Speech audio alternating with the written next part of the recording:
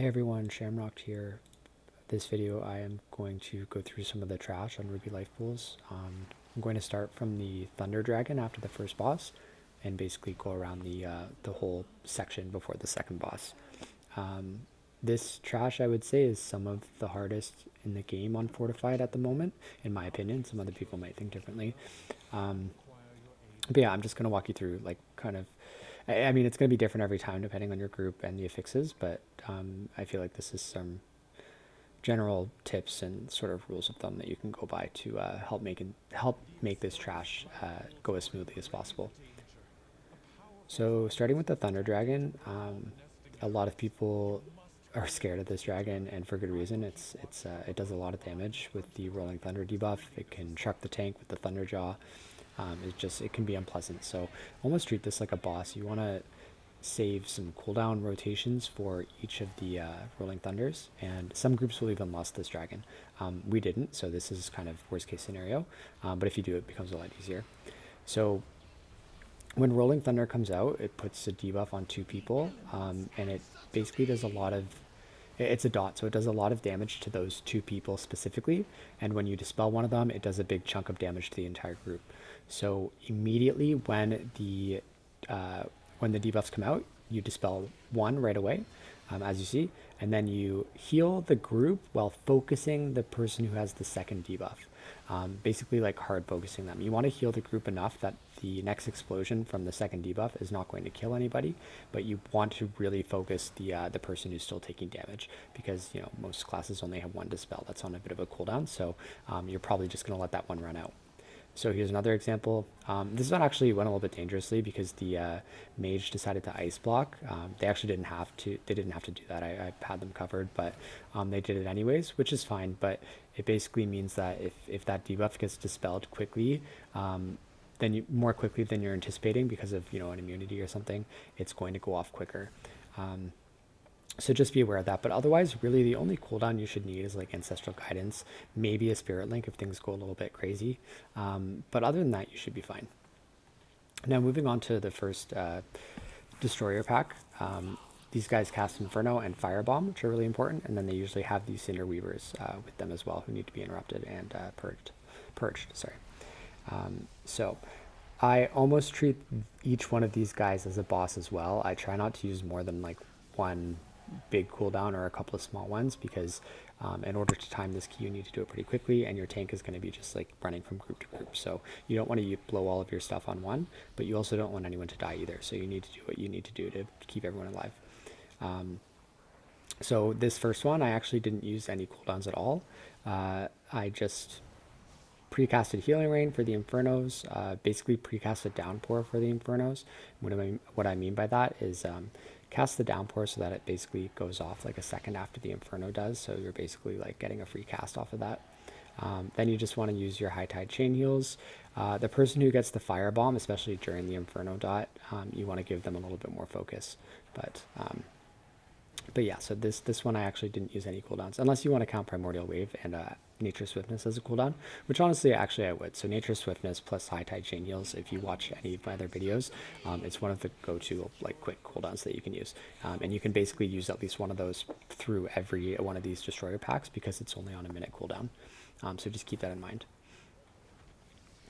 Because it's explosive this week as well, and you're the healer, you are going to want to be getting explosives as you can.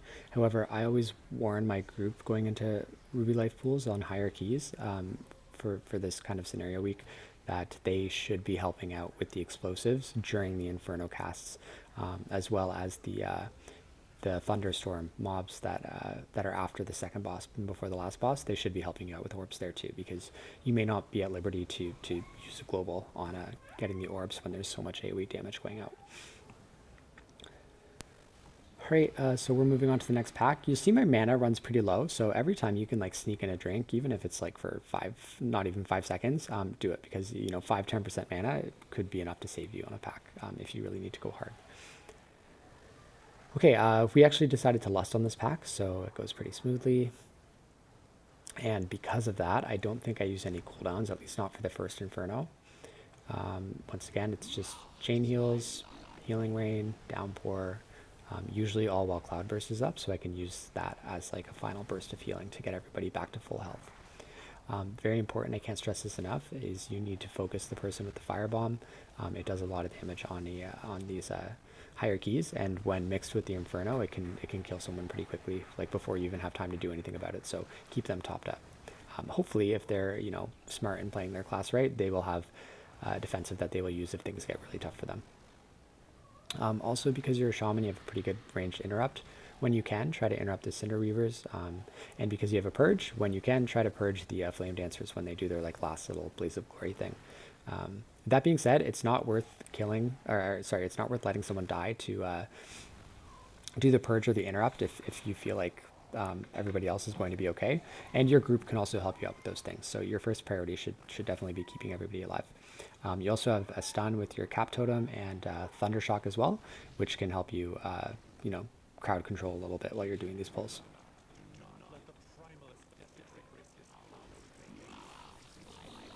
Okay, I think if I'm remembering correctly, this next pack I think was the most challenging for me.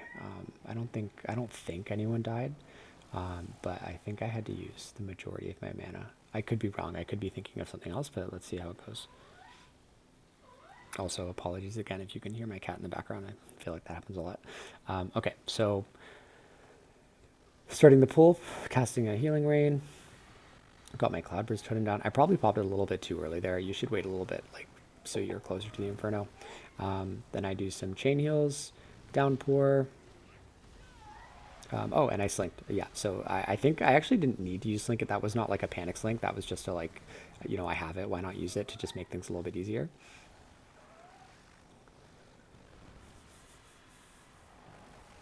Okay, I popped my Racial this time, and Nature Swiftness Chain Heal with the Cloudburst down.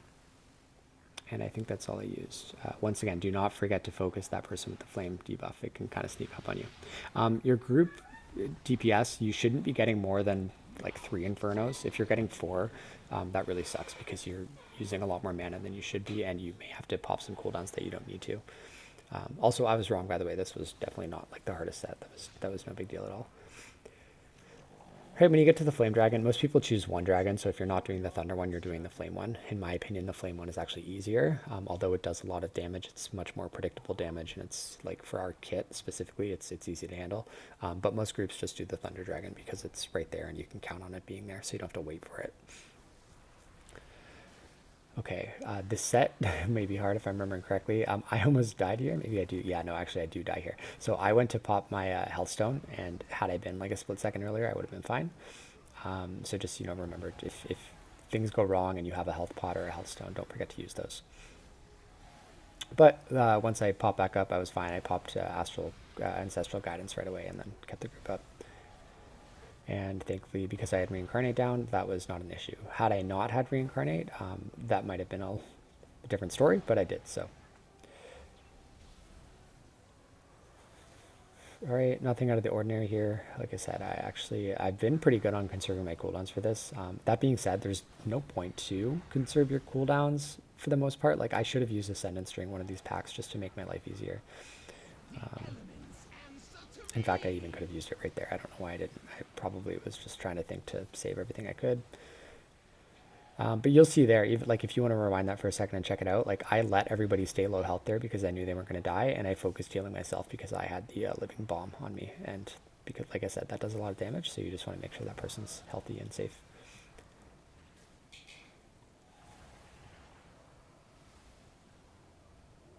All right, see, not so bad. That was actually really smooth. Like I said, it's I feel like it's scarier than it actually, like it seems scarier than it actually is.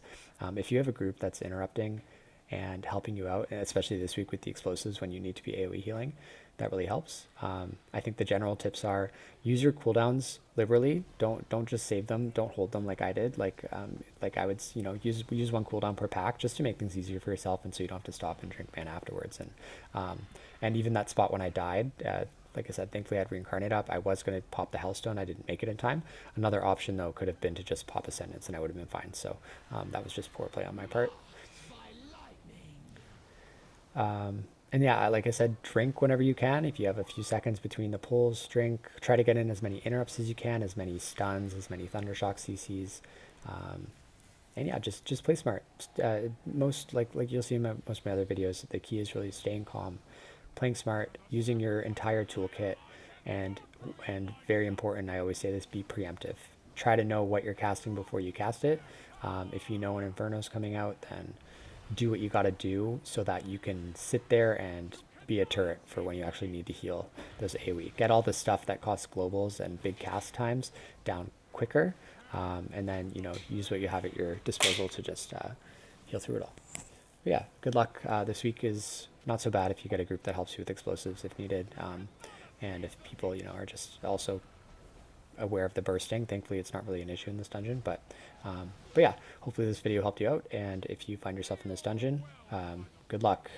Good luck.